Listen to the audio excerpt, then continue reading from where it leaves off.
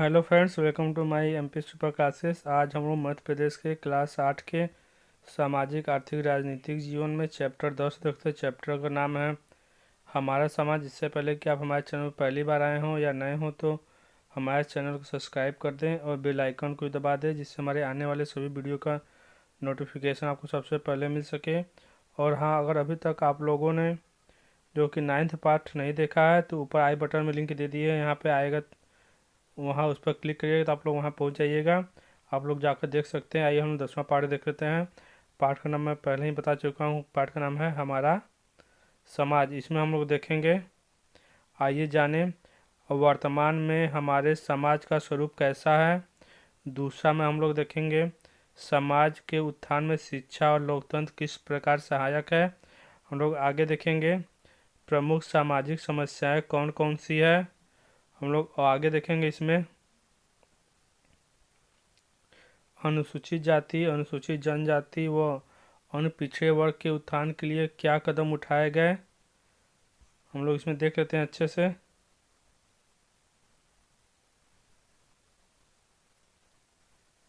पहले हम लोग देखते हैं हमारा समाज। इसमें पहला पॉइंट आया है हमारा समाज। व्यक्तियों के आपसी संबंधों से समाज बनता है। देखिए प्यारे बच्चों, समाज का निर्माण कैसे होता है? आपसी संबंध से होता है। चाहे वो समाज में रहने वाला हिंदू हो, मुसलमान हो, चाहे किसी भी जाति का हो, अगर आपस में संबंध है, लेन देन है, तो क्या है, समाज का निर्माण करता है। व्यक्ति परिवार की इकाई है और परिवार का सबसे छोटा इकाई क्या होता है? परिवार का निर्माण कैसे होता है? बहुत से व्यक्तियों से मिलकर परिवार का निर्माण होता है। इस तरह से यहाँ कहा हुआ है व्यक्ति परिवार का सबसे छोटा इकाई है। एक परिवार आवश्यकता है कि तथा समाज संगठन है। देखिए, परिवार एक आवश्यकता है तथा समाज एक संगठन है। परिवार हमारे लिए क्या है? एक आवश्यक है और समाज इन परिवारों के संगठन से बनता है या चलता है। पारस्परिक निर्भरता के कारण सामाजिकता का गुण मनुष्य में स्वभाव से है। देखिए, आपसी निर्भरता के कारण ही मनुष्य क्या बनता है? सामाजिक बनता है। मनुष्य एक सामाजिक प्राणी है। मनुष्य कैसा प्राणी है? सामाजिक प्राणी। वह समाज में अपने रहन सहन, अपनी आवश्यकताओं की पूर्ति करता है। अतः समाज से पृथक होकर वह अपनी आवश्यकताओं व हितों की पूर्ति नहीं कर सकता है। अगर मनुष्य को समाज से बाहर कर दिया जाए तो वो अपनी आवश्यकताओं की पूर्ति वो नहीं कर सकता है। समाज एक व्यवस्था है, इसकी एक संरचना होती है। देखिए, समाज की एक आगे क्या कर रहा है? समाज एक व्यवस्था है, इसकी अपनी एक संरचना होती है। समाज के अपने संस्कार एवं शिक्षा होती है। संस्कार का अपना संस्कार और शिक्षा होता है। बदलते परिस्थितियों एवं आवश्यकताओं के कारण समाज की मान्यताओं में परिवर्तन होता रहता है। देखिए, समय और परिस्थिति बदलता है और आवश्यकता भी बदलती है, तो समाज में परिवर्तन होता रहता है। हमारे समाज में अभी भी जाति संकीर्णता, छुआछूत व्याप्त है। देखिए, हमारे समाज में अभी भी जाति प्रथा का जो बुराई है वो अभी भी व्याप्त है। छुआछूत भी हमारे समाज में बहुत अधिक पाया जाता है, लेकिन अब आधुनिकता के दौर में ये धीरे धीरे कम हो रहा है। स्त्रियों को पुरुषों के समान स्थिति प्राप्त नहीं हो सकी है और हमारे समाज में स्त्रियों को पुरुषों के बराबर अधिकार नहीं मिला है।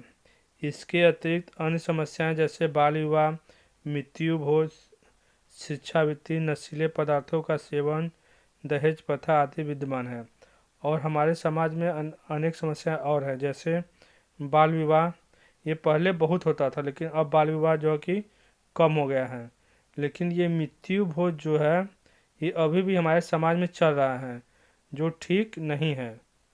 भिक्षावृत्ति, भीख मांग खाने का काम भी हमारे समाज में भी चलता है। नशीले पदार्थों का सेवन आजकल सबसे बड़ा हमारा समस्या क्या है?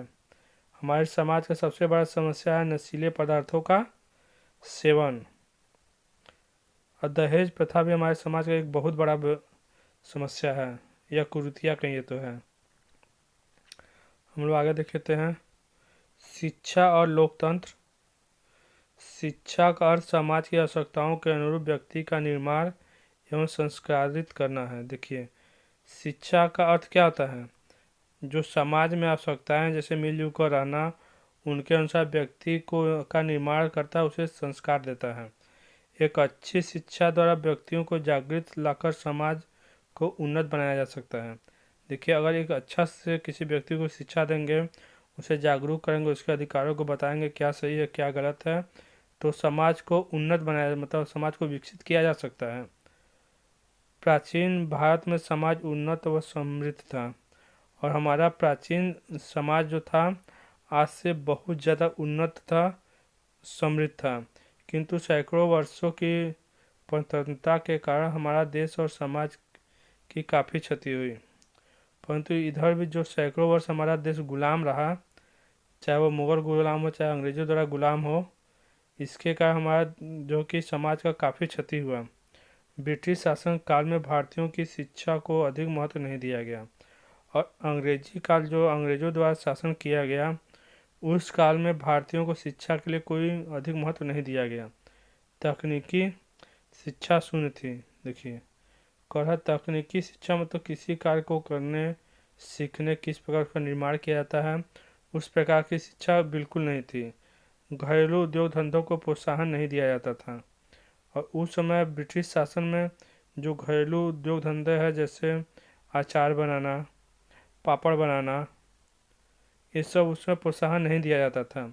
स्वतंत्रता प्राप्ति के पश्चात भारत ने बड़ी संख्या में विद्यालय, महाविद्यालय एवं तकनीकी शिक्षा संस्थानों की स्थापना कर व्यक्तियों को शिक्षित करना प्रारंभ कर दिया। वर्तमान में शिक्षा को समुचित महत्व दिया जा रहा है।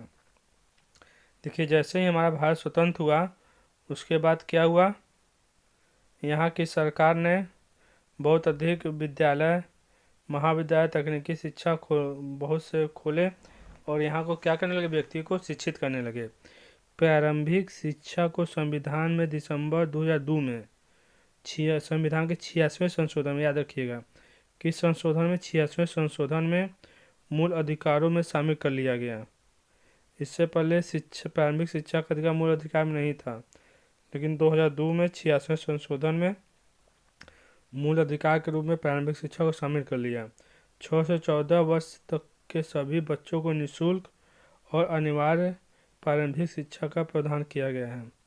और देखिए, इस प्रारंभिक शिक्षा के मूल अधिकार में जो कि 6 से 14 वर्ष के बच्चों को निःशुल्क तथा अनिवार्य शिक्षा देने का व्यवस्था किया गया है, कानून हमारा बनाया गया है। हम लोग आगे देख लेते हैं। वर्तमान में तकनीकी और व्यावसायिक शिक्षा का भी उचित प्रबंध किया गया है। इस समय हमारे समाज में या हमारे सरकार द्वारा तकनीकी तथा व्यावसायिक शिक्षा का भी अच्छा प्रबंध कर दिया गया है। लोकतंत्र एक शासन प्रणाली है। अब हम लोग लोकतंत्र के बारे में देखें। लोकतंत्र कैसा है? एक शासन प्रणाली है। इससे किसी भी देश की शासन व्यवस्था का संचालन किया जा सकता है। और देखिए, लोकतंत्र के द्वारा भी किसी भी देश का शासन, कानून व्यवस्था को संचालित किया जा सकता है। लोकतंत्र की सफलता विभिन्न कार्य क्षेत्रों में नागरिकों की सहभागिता पर निर्भर करता है। देखिए, अगर लोकतंत्र में अगर हमारे नागरिक ही उसका सहभागिता नहीं होगा नागरिकों का, तो लोकतंत्र चलेगा नहीं, लोकतंत्र समाप्त हो जाएगा। यह सहभागिता तभी प्रभावकारी हो सकती है जब नागरिक उच्च और अनुचित भेदभाव कर सकने में समर्थ हो।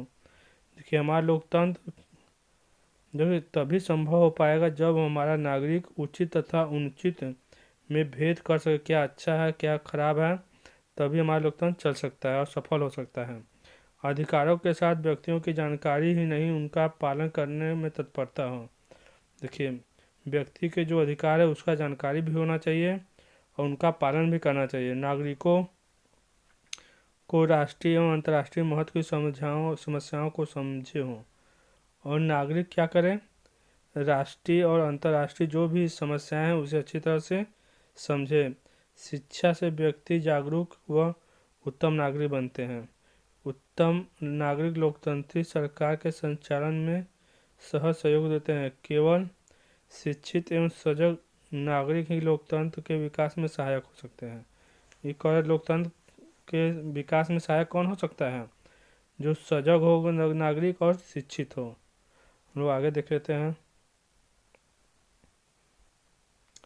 हमारे देश में 15 वर्ष से अधिक आयु के व्यक्तियों में एक बड़ी संख्या निरक्षर है। और देखिए हमारे देश का लोकतंत्र में क्या समस्या है। हमारे देश में 15 वर्ष से अधिक की आयु के लगभग 35% जो क्या है निरक्षर, वो पढ़ा लिखा नहीं है। इनके लिए जन साक्षरता कार्यक्रम चलाए जा रहे हैं और सरकार द्वारा इन्हें पढ़ाने के लिए जन साक्षरता कार्यक्रम चलाया जा रहा है। इस कार्यक्रम का लक्ष्य केवल पढ़ना लिखना सीखना भर नहीं बल्कि कार्यात्मक साक्षरता प्राप्त करना है। इस कार्यक्रम का मूल उद्देश्य क्या नहीं है? पढ़ना लिखना सीखना नहीं बल्कि वे किसी भी कार्य करने में सक्षम हो। कार्यात्मक साक्षरता का अभिप्राय इस प्रकार है। देखिए आत्मनिर्भरता, अपने अभाव के कारणों को जानना, मतलब हमें जो ये कमी है वो किस कारण से है। अभाव के कारणों को दूर करने का प्रयास करना, ये कमी जिस कारण से हो रहा है हम उस कारण को कैसे दूर करें। राष्ट्रीय एकता और अखंडता, पर्यावरण संरक्षण, छोटे परिवार का महत्व जानना। इसके अंतर्गत राष्ट्रीय एकता और अखंडता को बनाए रखना, पर्यावरण को सुरक्षा देना, छोटे परिवार के महत्व को जानना है। हम लोग आगे देख लेते हैं।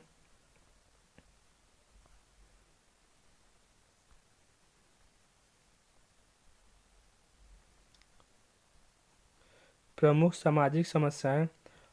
हमारे समाज में प्रमुख सामाजिक समस्याएं क्या क्या है आइए हम देख लेते हैं। हमारे देश के विकास में कुछ सामाजिक समस्याएं बाधक होती हैं। देखिए हमारे देश नहीं बल्कि सभी देश के विकास में बहुत कुछ सामाजिक समस्याएं होती हैं जो उसके विकास में क्या करती है, बाधा उत्पन्न कर देती हैं। इनमें से कुछ प्रमुख जैसे सांप्रदायिकता। हमारे देश में सांप्रदायिकता बहुत अधिक है। भाषावाद, जातिवाद, पृथकतावाद। नमक अध्याय में आपने शिक्षा का अभाव, परिवार में महिलाओं की स्थिति और नशीले पदार्थों का सेवन, ये सब क्या है हमारे समाज को विकसित होने में बाधा पहुंचाते हैं। बाल श्रम, इन समस्याओं के विकास में आप इस अध्याय में पढ़ेंगे। आइए हम देखते हैं पहले शिक्षा का अभाव। लोकतांत्रिक राज्य के लिए शिक्षा अति आवश्यक है। देखिए अगर हमारा लोकतंत्र है तो उसमें शिक्षित व्यक्ति का होना बहुत ज़रूरी है। अगर शिक्षित नहीं होंगे तो हमारा लोकतंत्र ढंग से नहीं चल पाएगा। शिक्षित नागरिक लोकतंत्र के विकास में सहायक होते हैं। शिक्षित व्यक्ति विभिन्न सामाजिक बुराइयों से स्वयं दूर रहता है। देखिए शिक्षित व्यक्ति जो होगा समाज में व्याप्त बुराइयों से वह स्वयं को दूर रखेगा। जैसे नशीला पदार्थों को सेवन नहीं करेगा, वो शिक्षित हो तो जानेगा। और दूसरा बुराई जैसे बाल विवाह है तो वो अपने बच्चों का बाल विवाह नहीं होने देगा। और कोई दूसरा बाल विवाह कर रहा है तो उसे अच्छे से समझा सकता है। एक दहेज प्रथा हो गया, अगर शिक्षित व्यक्ति है तो वो दहेज नहीं लेगा नहीं देगा, ना दूसरे को लेने और देने के लिए प्रेरित करेगा। अन्य व्यक्ति को भी इस हेतु प्रेरित करता है। भारत में प्राचीन काल से ही सुव्यवस्थित शिक्षा की परंपरा रही है। देखिए हम भारत में बहुत पहले से ही व्यवस्थित शिक्षा की परंपरा रही, मतलब ये पहले से चला रहा है। ब्रिटिश काल में ही सीमित प्रयास किए गए और हमारे ब्रिटिश काल में शिक्षा को बढ़ावा देने का कोई ज़्यादा प्रयास नहीं किया गया। अतः केवल 18% लोग ही शिक्षित हो सके। और ब्रिटिश काल में कितने प्रतिशत? 18% लोग ही शिक्षित रह सके। बहुत बड़ा प्रतिशत जो कि हमारा शिक्षित नहीं हो पाया। स्वतंत्रता प्राप्ति के बाद इस दिशा में काफ़ी प्रयास किए गए किंतु वर्तमान में लगभग 65% लोग ही शिक्षित हो सके हैं। अभी भी बड़ी संख्या लोग अशिक्षित हैं। देखिए स्वतंत्रता प्राप्ति के बाद इस पर ध्यान दिया गया और सरकार द्वारा विभिन्न प्रकार की योजनाएं चलाई गई जिससे क्या हुआ, लगभग 65% लोग शिक्षित हो जाए। लेकिन इसके बाद भी जो अभी लोग क्या अशिक्षित हैं। शिक्षित व्यक्ति न केवल सामाजिक बुराइयों से बच सकता है बल्कि वह अपने अर्जित ज्ञान से विज्ञान तकनीकी का प्रयोग करके उत्पादन,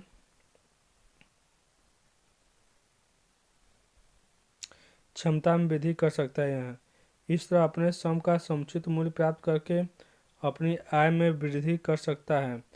अतः शिक्षा प्राप्त करना सभी के लिए आवश्यक है।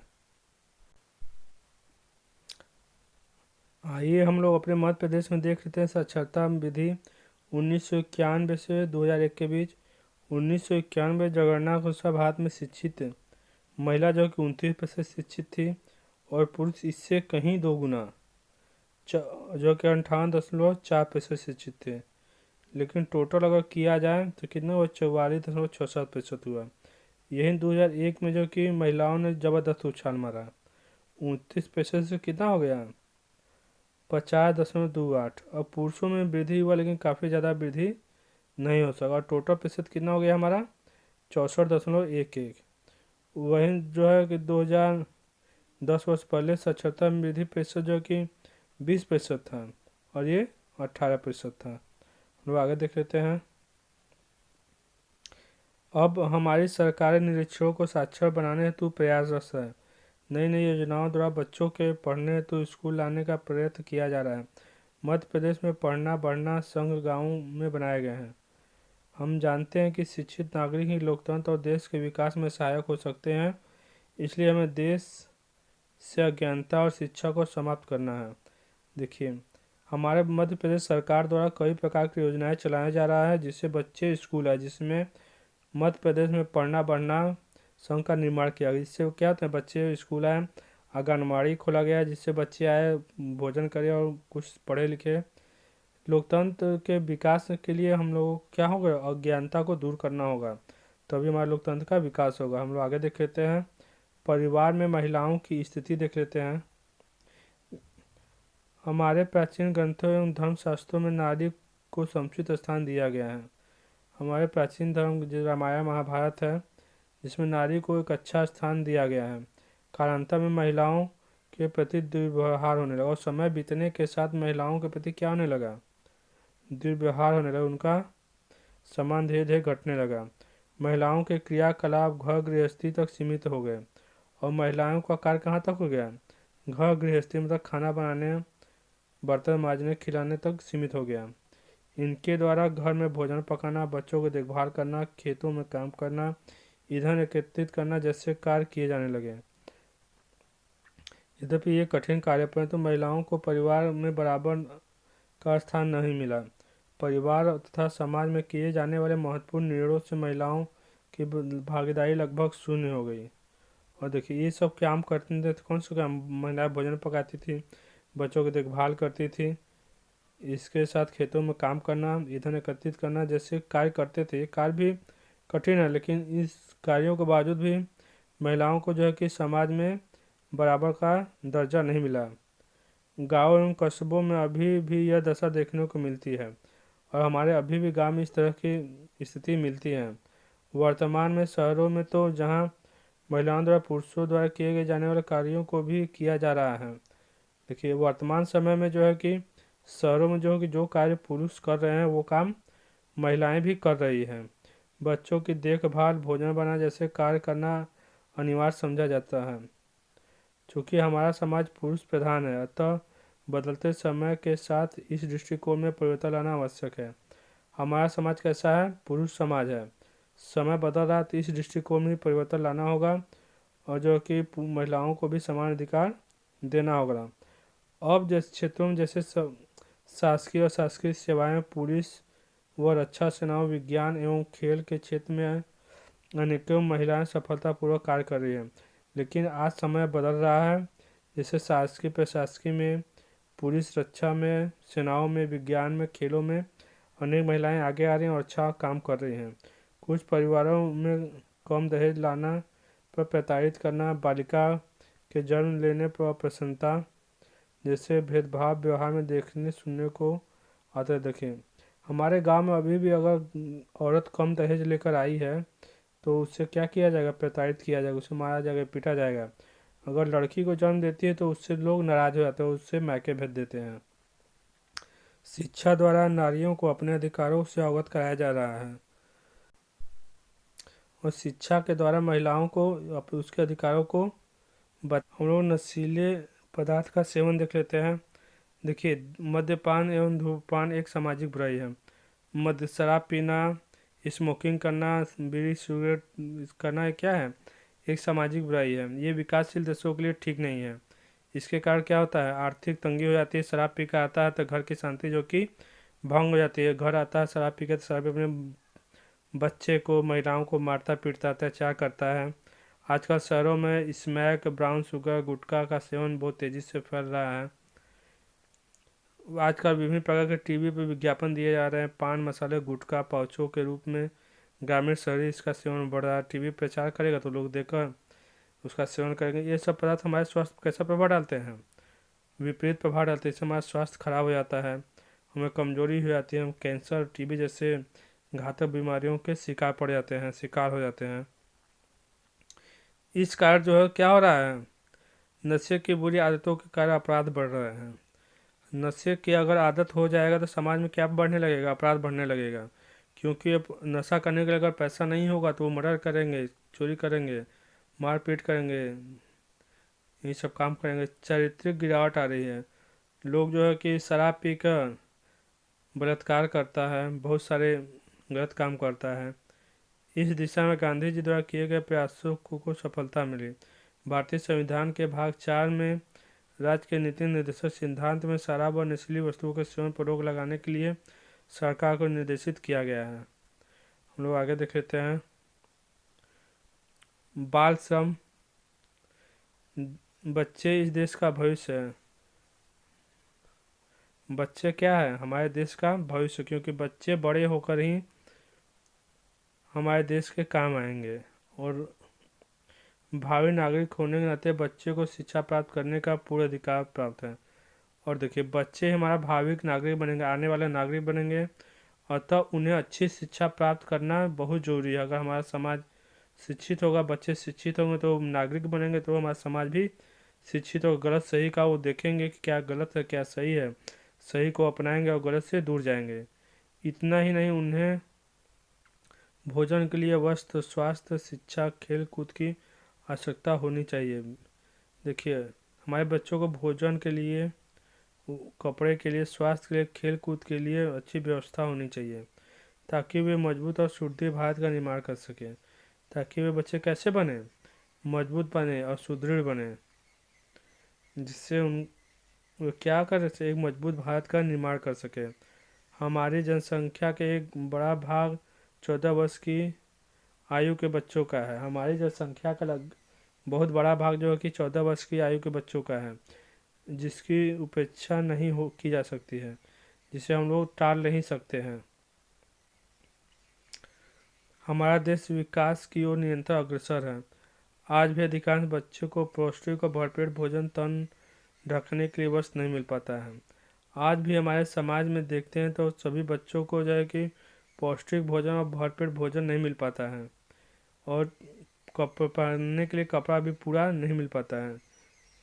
जिन स्थानों पर वे निवास करते हैं वहाँ गंदगी के कारण बदबू आती है, और ये बच्चे जहाँ पर भी रहते हैं गंदगी का क्या आते हैं, वहाँ बहुत ज़्यादा बदबू आती है। निर्धनता, कुपोषण और अशिक्षा से बाल दुराचार एवं किशोर अपराधों में वृद्धि हो रही है। निर्धनता, गरीबी के कारण, कुपोषण के कारण, शिक्षा के कारण जो है कि बाल दुराचार के कारण क्या हो रहा है, ये लोग अपराधों की ओर बढ़ रहे हैं। अपना पेट भरने के लिए एवं परिवारों की आवश्यकताओं को पूरा करने के लिए छोटी आयु में ही काम करने के लिए मजबूर होना पड़ता है। देखिए, अपनी सामाजिक आवश्यकताओं को पूरा करने के लिए और परिवार की आवश्यकताओं को भी पूरा करने के लिए छोटी अवस्था में क्या करने लगते हैं, मजदूरी करने लगते हैं। जबकि उन्हें इस आयु में कहाँ जाना चाहिए, स्कूल जाना चाहिए। हम लोग आगे देख लेते हैं। अनुसूचित जाति, अनुसूचित जनजाति व अन्य पिछड़ा वर्ग का कल्याण देख लेते हैं।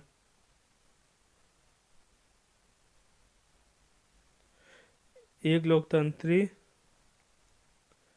देश में सभी नागरिकों को समान अधिकार दिए गए जाते हैं।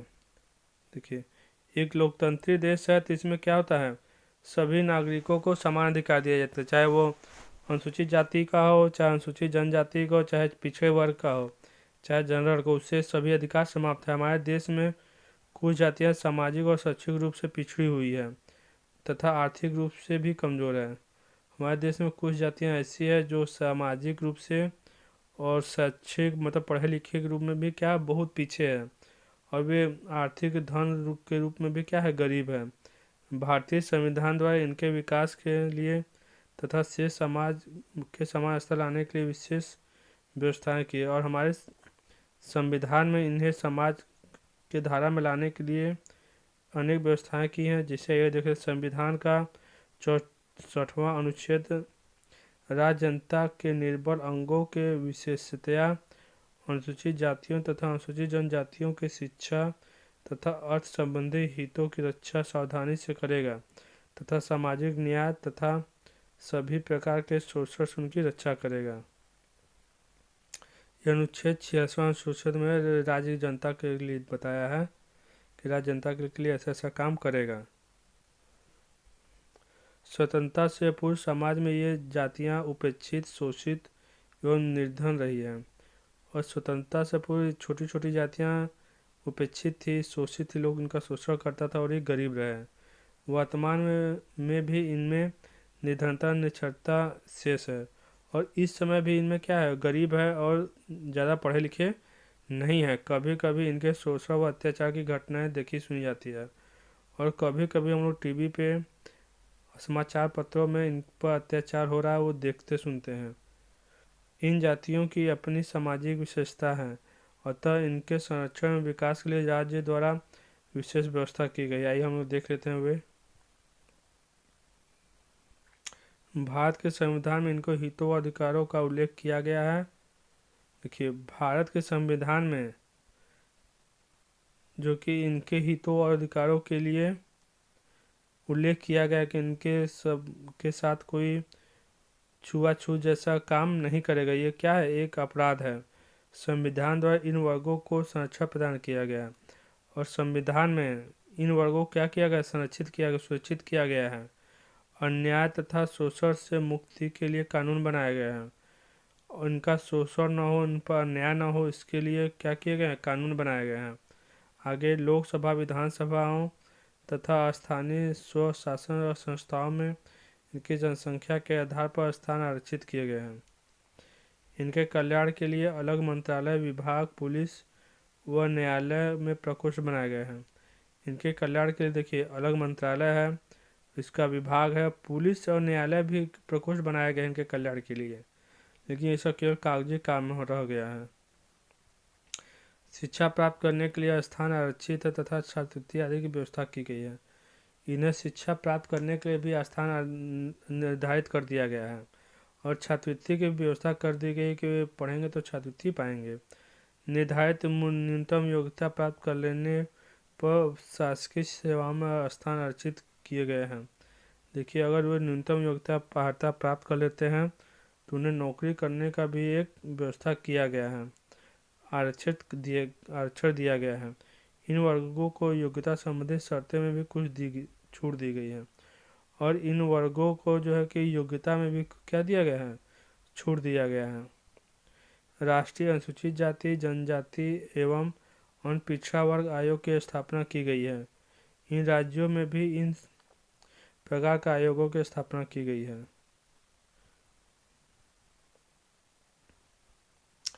शासकीय स्तर पर अनुसूचित जातियों, अनुसूचित जनजातियों एवं अन्य पिछड़े वर्गों के कल्याण के लिए विशेष ध्यान दिया जाता है।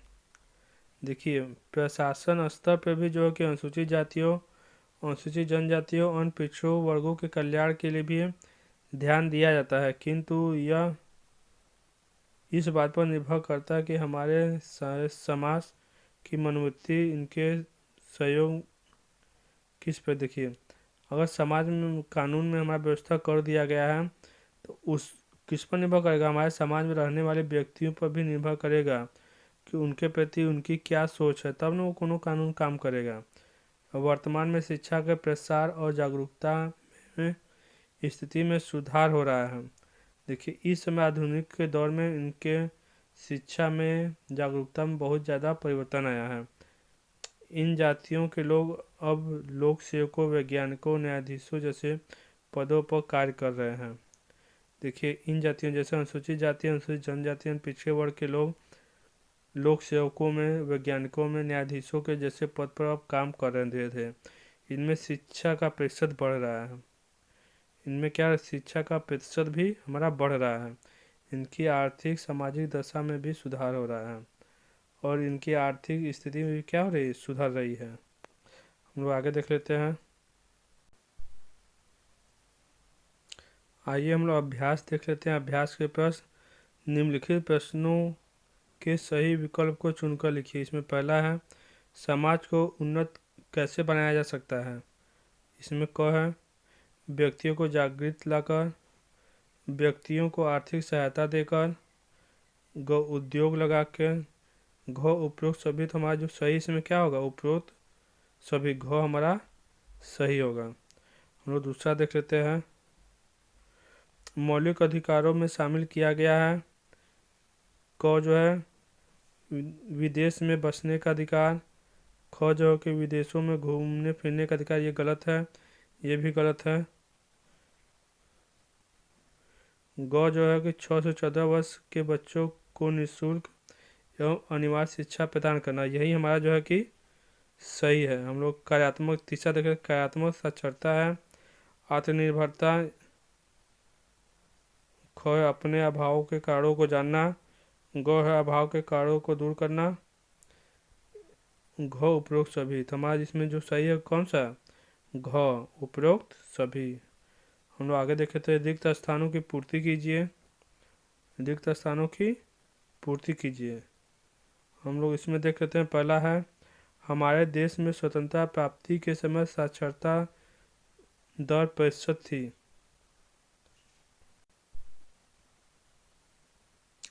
कितना प्रतिशत थी उस समय, जब 18%। जब हमारा भारत स्वतंत्र हुआ तो उस समय शिक्षित व्यक्ति कितने थे, 18% थे।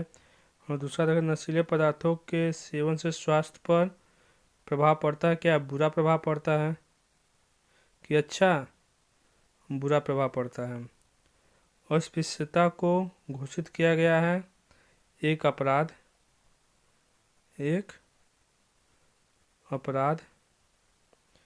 अनुसूचित जातियों, जो अनुसूचित जनजातियों के विकास के लिए समाज की मनोवृत्ति उनके प्रति होनी चाहिए। कैसी होनी चाहिए,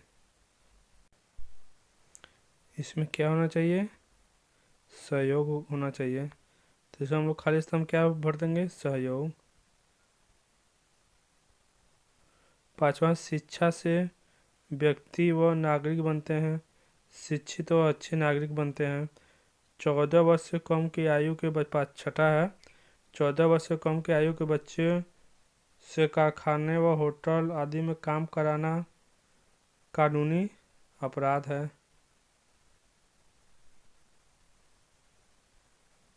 हम लोग आगे देख लेते हैं। आगे लघुत्तरीय प्रश्न, मनुष्य में सामाजिकता का गुण किस कारण से है। देखिए, इसका वीडियो हम लोग प्रश्न उत्तर का अलग बना देंगे क्योंकि ये वीडियो बहुत बड़ा हो जाएगा। प्यारे बच्चों, वीडियो पसंद है तो लाइक करें, चैनल को सब्सक्राइब करें और अपने दोस्तों के साथ शेयर करना ना भूलिए। गर्व से हम सब भारतीय हैं। जय हिंद, जय भारत।